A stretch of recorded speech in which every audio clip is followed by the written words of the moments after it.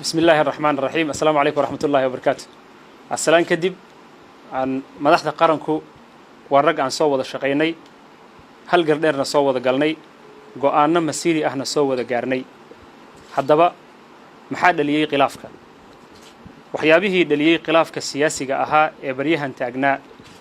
وحسابي لبضن الريموت سو سعته كو حسيلوني ذا حسيلوني ذا نبتقليه ذا قبل كبنادر ومت سجود يسجار أهبا وجباهن نبضون نمو ذا أول إلالينا سرين تشرعيجا لبو شركي وذا تشجع النبضين هرمرين قبل كبنادر وأها شر لوجت تشانيي laguna soo bandhigayay aragtida muqdishaawiga ee ku aadan adeega asaasiga horumarinta dhaqaalaha amniga iyo arrimaha siyaasadda oo ay ugu horeyso matalaada dastuuriga ah ee 3 milyan ka maqan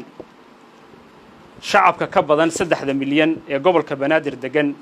waxa naga wada saaran waajib damiiri ah oo Soomaalinimo sida daraadeed waxaan shacabka gobolka Banaadir ugu baaqayaa nabadgelyo iyo in la dhawro xasiloonida lagana fogaado wax kasta oo keeni kara in amniga muqdisho khalkhal gala xasiloonida iyo nabad ku wada noolaashaha ayaa wax kasta nooga muhiimsan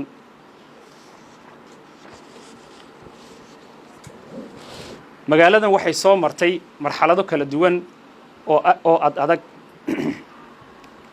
sitan maanta taagan looga gudbana waxaa nala gudboon dulqaad iyo dhabar adeeg